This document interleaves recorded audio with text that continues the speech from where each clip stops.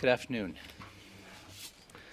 I'd like to welcome a visitor from Azerbaijan here with the USIA program.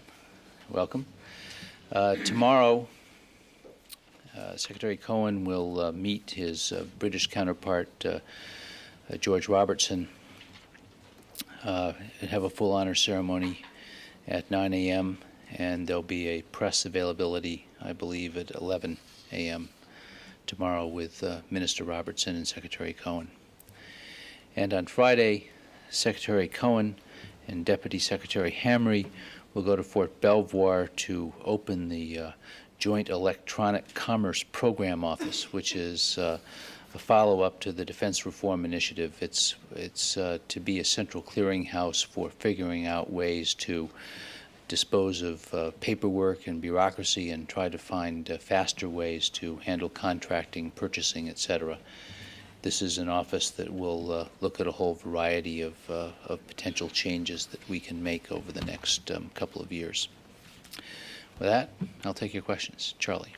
Okay, there have been a number of reports from Pakistan. The PACs have tested new missiles. Has the United States anything on that? Have the PACs in recent days or weeks tested any new nuclear-capable missiles?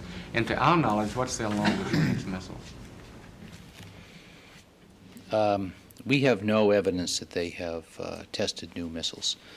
The last missile they tested, I believe, was in April, I think April 6th. It was the Gwari missile, has a range of about 1,300 kilometers. We have seen some reports based on Pakistani press reports about missiles named the Shaheen-1 and the Shaheen-2, but we do not have any evidence that those missiles exist, and it may be just a name for existing missiles, a different name for existing missiles, or perhaps a garbled report. Having said all that, the important thing is that both Pakistan and India are developing new missiles. They are testing these missiles, and they have both talked of weaponizing these missiles by trying to put nuclear warheads on the missiles. We think this would be a mistake. We think that it would lead to an increase in tensions at a time when we hope that India and Pakistan will find ways to reduce tensions between them. This 1,300-kilometer missile, is that a new missile or just testing? No. They tested it back in April. They've been working on it for some time. We described it extensively in the report Proliferation, Threat, and Response, which we issued last November. If you've lost your copy, we'd be glad to get you a new copy. But they also have been working on a shorter-range missile called the Tarmuk. I believe that has a range of 500 to 600 kilometers, but I'd have to double-check that. And that's also discussed in the Proliferation, Threat, and Response report. And of course, the Indians also are working on a medium-range missile called the Agni, which has a range of about 2,000 kilometers. Suzanne. Do you know if the Pakistanis have been able to miniaturize the weapon enough to put it on a missile? Have they made that progression? I don't have a clear answer to that. Our best guess is that it would probably take them a year or two to weaponize their warheads, to weaponize their nuclear weapons by putting them onto warheads.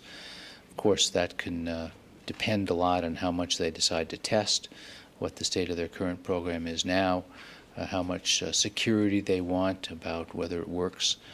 And so there are many, many variables, but we think it would take some time for them to actually put a nuclear warhead onto a missile. How about India? Probably in about the same time range, but there again, there are a lot of variables, and it's hard to be nailed down on this. One of the things we're appealing to both countries to do is not to weaponize their nuclear warheads. We'd like them to stop testing. We'd like them to sign the Comprehensive Test Ban Treaty. We'd like them to sign the Fissile Materials Agreement, and we'd like them not to weaponize the warheads that they have. Is there any evidence that Israel is helping the Indians in their nuclear weapons program? I do not have any indications that they are, no. Yes, Jim. In your report last November, it mentions India's space launching program and says, I'm paraphrasing, but theoretically, those vehicles could be converted eventually, in theory, to intermediate range missiles or into intercontinental missiles. The report says that at that time, there was no evidence that India was doing that. Is that still true? I believe it's still the case, yes. Suzanne. Can you give us some sense of what the talks with the Bahrain representative will be about? Well, they've occurred, or I guess they're going on now. Sheikh Issa is here. And first of all, we have a very close relationship with Bahrain. The U.S. Navy has operated out of Bahrain for 50 years. This is the 50th anniversary. Admiral Crowe once said that pound per pound, Bahrain is as good an ally as we have. They've been extremely supportive of our deployments in the Gulf recently and in the past as well, and we anticipate they'll be very supportive in the future. So we'll talk about the range of our relationship. We'll talk about what's going on now with Iraq. We'll talk about and that has to do with some of the talks that Mr. Butler will have with the UN Security Council tomorrow. We will talk about what we see our deployment needs in the future to be, both the drawdown that's going on now, the reduction in the size of our force to a still robust but smaller force, and what we might have to do to build up the force in the future if the circumstances change, because part of this plan is a rapid reinforcement capability. Those are among the things we'll talk about. Obviously, of great interest to Sheikh Issa is Iran. And I suspect there'll be some conversation about Iran as well as Iraq. Has the AEF left? It's begun to leave. I think a B-1 has left already, and some support personnel and planes have left from Bahrain, and I believe the whole AEF will be out relatively soon, but it's begun to rotate out. How about the 117? Sorry? Other aircraft? I think we're down from 290 aircraft in the theater to 275 in late 290 in late May 28th to 275 today. It's the B-52s have left, a B-1 is left, and some support aircraft is left. Eight B-52s, one B-1, one KC-10, a couple of HC-130s, and an E-3. These have left, yeah. These have left in the last week. 3 HC-130s. And was there another type of aircraft after that? Yes, 8 B-52s, 1 B-1, 1 KC-10, 1 E-3, and 3 HC-130s have left since May 28th. So we've begun to bring the planes out. And the F-117s, when do you expect it? I don't know the exact date of their departure, and basically what I'll do is tell you when the planes leave. I don't think I'll get into the forecasting business of the exact day they're scheduled to leave, because these forecasts often bounce around. Excuse me, there is still one B-1. There were two. I Right, believe there's there's still one B-1 there, yeah. But Yeah. Bahrain has supported naval operations for many years, as you said.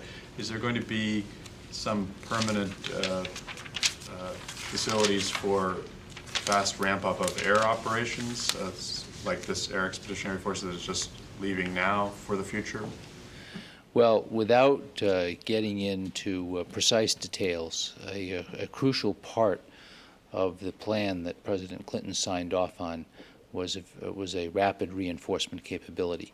And that means that some designated forces in the United States or elsewhere, including B-1s, B-52s, and strike aircraft, are basically going to be at the ready to deploy very quickly if they have to within a set number of hours or days. And this will all be laid out in carefully crafted plans. So our rapid redeployment capability will be real and tangible in that we've identified the forces, we've trained the forces, and they will be, as I say, at the ready to go within a designated amount of time. And will they have a place to land? They will have a place to land, and I'm not going to get into where they're going to land, but you can be sure that they'll have places to deploy to. Change the Yes. subject? Auto, yeah, sure. Okay, Are we through with this? Any more questions on the Gulf? COSCO, the Chinese Ocean Shipping Company, has come back in the news again because the House is seeking to remove the Secretary, the President's ability to waive the national security, waive the ban on transfer of the Long Beach Naval Station to COSCO, or to lease it on national, the grounds that there is no national security threat. The Senate's going to take that up sometime this week, I guess. Last year, the Secretary and you from this podium, I think, declared COSCO was not a threat to the national security. Does that position still hold? We have, in compliance with last year's legislation, done another analysis, and that analysis is not complete. It's in the final stages of being completed, and so I can't talk about what that says, but you're absolutely right. Last year, Secretary Cohen, in a letter to Senator Boxer and also to Senator Feinstein, did say that COSCO had been operating in U.S. ports for a number of years, since 1980, that it operates in 6 U.S. ports around the country, including Baltimore, Long Beach. I think Seattle is another port into which it operates. It made 130 port calls to the West Coast last year. COSCO ships did. And he said at the time, a review of Department of Defense records reveals no significant national security concerns resulting from this commerce. As I say, the Navy is in the final stages of completing another report, and when that report's done, I presume it will be available. You don't know whether that'll be finished before the Senate completes action on the authorization? I don't know exactly. I would hope it will be done in time, but I don't know that. Why was another review conducted or requested? It was requested, it was required by Congress. Do know You can when that ask them. request You came? can ask them. Well, it was included in Section 2826 of the National Defense Authorization Act for fiscal year 1998, and one of the provisions of that section was that the Navy do another review of the national security concerns. Thank you. Oh, excuse me. You're free to go, though. You're free to go, Charlie. Jamie. Way in the back here. Do you have any reaction to the report that South Korean President Kim Jong-un has called on the United States and other countries to end sanctions against North Korea in order to, I guess, promote more of a dialogue? Well, we're looking forward to discussing that with him when he comes here on his state visit. He has, of course, taken the lead in suggesting ways to reduce tensions between the North and South, and we strongly support his efforts to do that. As to this specific suggestion, I think we need more discussion with him, and we look forward to having those discussions. Is this something you would have to consider in terms of how it might affect the security of South Korea in terms of the United States' commitment to help defend South Korea? I think this is at a very early stage. What we've read is his comments in a newspaper article, and it's important that we have a chance to sit down with him and talk about what he has in mind and what sort of schedule he has in mind, and whether this is workable or not. It's, as I say, we look forward to having those discussions. We haven't had them yet. I think it's premature to talk about this in any detail until we've had an opportunity to talk with President Kim. Would his views likely weigh heavily in any decision on this? Well, you're leaping way ahead.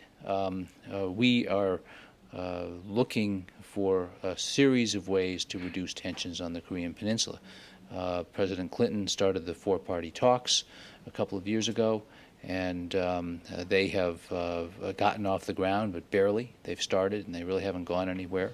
There have been a number of increased dealings with North Korea, but North Korea remains a very militaristic, difficult regime to deal with. And I think we just have to wait and see what happens. But the first thing we have to do is sit down with President Kim and get a clarification from him and have him explain what he meant. And that will happen when he comes here and meets with President Clinton and others. Is the Pentagon providing lawyers to folks like Doc Cook who are testifying before the grand jury in Alexandria? Well, first of all, lawyers aren't allowed into grand jury proceedings, but yes, Doc Cook was represented by the Pentagon there.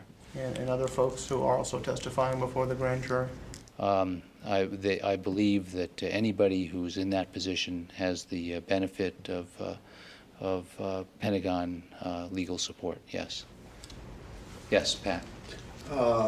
Given the defeat of Secretary Cohen's effort to close further military bases, so Mr. Gansler suggesting it may have become time now to cut some major acquisition programs. Are you coming up with a list, or is he just mulling that over in public, trying to threaten some people? Mr. Gansler didn't think that he was accurately quoted in that article. Obviously, to the extent that Congress does not allow us to make the savings we need to pay for readiness and to pay for modernization, we're going to have to look at what our options are. And theoretically, one of the options is to slow down procurement. We haven't reached that decision yet. That's the type of question that will be looked at in the current budget cycle and the next budget cycle. I don't believe that Secretary Cohen has given up totally on new rounds of BRAC. It's a compelling idea. It's the best way to save money. It's foolish to pay for infrastructure we don't need, and we are hopeful that we will be able to convince Congress in the future that BRAC is the way to go. Ultimately, Congress is going to have to face exactly the same choice that we will have to face in this building, and that choice is, given a set amount of money, you have a choice between making savings on the one hand to pay for programs that are necessary for the modernization of our military, or not making those savings. And if you don't make the savings, and if you don't get more money, something has to give. And the question is what? We haven't made that decision yet, but clearly those questions will have to be looked at. Yes. Would you consider cutting further civilian employment? Sorry? Cutting Department, Pentagon, OST civilian employment at a faster rate than you're doing now? That's the type of thing that we might look at, yes. I mean, I think that absent the types of savings that Secretary Cohen built into the quadrennial defense review, we're going to have to either look for new savings that are more palatable, or we're going to have to look for ways to slow spending. And that's, I think, when you face those choices, you come back again to the compelling argument for BRAC. It doesn't make sense to pay for infrastructure we don't need. Suzanne. Do you have a comment to the, I don't know if it's the Xing out of the Bosnia funds in the subcommittee? I think this remains in play. It's an act of one committee, as I understand it. The congressional process hasn't finished, and I read in a wire service report that members of that committee expressed the belief that ultimately the Bosnia funds will be made available in one way or another. So stay tuned. We'll continue to work through the congressional process. I think everybody understands that if we don't get extra money to pay for the deployment in Bosnia, it's going to have to come out of readiness or something else, and we're trying to avoid having readiness take a hit. And I think Congress shares that view, and I think Congress wants to work through this, and I'm hopeful that they will. There's a suggestion also made that actually some of the senators would like to see the overall spending levels increased. Well, I saw that. What, is there any position on that in the Pentagon? Well, we're operating within the parameters of a budget agreement right now. Obviously, if Congress wants to increase defense spending, we have a lot of very good ways we could spend it.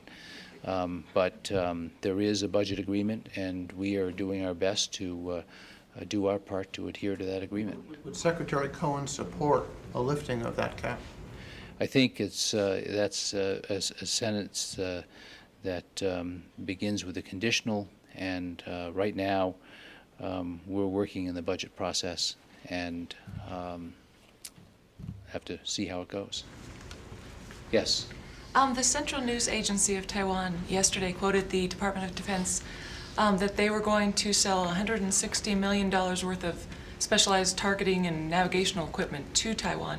Could you either confirm the sale or the coming congressional approval of that sale, and what that might do, if it goes through, what that might do with the talks to China later this month? First of all, I believe we announced today that we have notified Congress. Yesterday, we announced that we had notified Congress of this planned sale. We don't believe it will change the military balance at all in the area. As you know, we do sell limited defensive equipment to Taiwan, and this fits in that program. Yes? Go back to North Korea for a second. What is your assessment of North Korea's contribution to Pakistan's military, or particularly their missile program? I think that Pakistan basically has an indigenous program with its nuclear program. They have looked to other countries for help on their missile program, and I don't have a clear view right now of what the North Korean contribution is, if any. Some people say that the Gari is essentially the no-dom. It's the same thing. I have seen that, and I'm just not clear right now how robust the North Korean contribution has been, or if there has been a North Korean contribution. It's something we may be able to find out. Is the Guri the no-don, more specifically? That is an interesting question, and I'll give the same answer I just gave. Yes? There were some reports about preemptive strike against nuclear sites in Pakistan by either Israel or India. What do you comment on such events if it does occur? Well, first of all, those reports from last week we think were just wrong. We have no indication that any such strike was being planned or was likely to happen. Yes? Well, you may think they're wrong, but there are a lot of people who think that Pakistan certainly believed that they were real things. There may have been no basis for that, but that's the whole thing that makes things dangerous. Yes. Did you observe Pakistan reacting as if they were real threats that they were facing? Well, Pakistani officials made public statements to the news media here, including some people in this room, or people who are usually in this room. So I don't think they made any secret of what their fears were. We had no intelligence to back up their charge that India was preparing to do this. Did we share that We did. insight with Pakistan? We did share that with them, and we announced that at the time, that we had actually shared this information with Pakistan. Did we warn Israel or India about such action, not to take such action? Did they contemplate such We didn't believe that such action was imminent. We didn't see any signs that such action was imminent. We so told Pakistan that. This is something that happened last week, I want to point out. Right, and it was well reported at the time. In the last week or so, can you tell us if there have been any changes in the disposition of conventional forces, either in Pakistan or India, and along the disputed border in Kashmir? There hasn't been anything particularly significant in the last week or so. I mean, there's skirmishing is pretty much a fact of life in Jammu and Kashmir, and that continues. We did see some heightening of air defense alert last week. Both countries or just Pakistan? Both countries around certain installations. I want to stress that this is an extremely dangerous and potentially volatile situation, and I'm not trying to minimize it. It remains extremely dangerous and volatile, and we're very concerned about the possibility of miscalculation. And that's one of the reasons that we've been so explicit to both countries in stressing the need for looking for ways to reduce the tensions. Are the conventional forces on a hair trigger stance, or would it take weeks before you have a generalized call-up and mobilization? I wouldn't call it a hair trigger stance. Most of what we saw was defensive on both sides. Yes? I guess we would be remiss if we didn't ask you whether you had been subpoenaed to appear before the Alexandria You grand wouldn't be jury. remiss if you didn't ask me that. Any more questions? Thanks. Any more answers?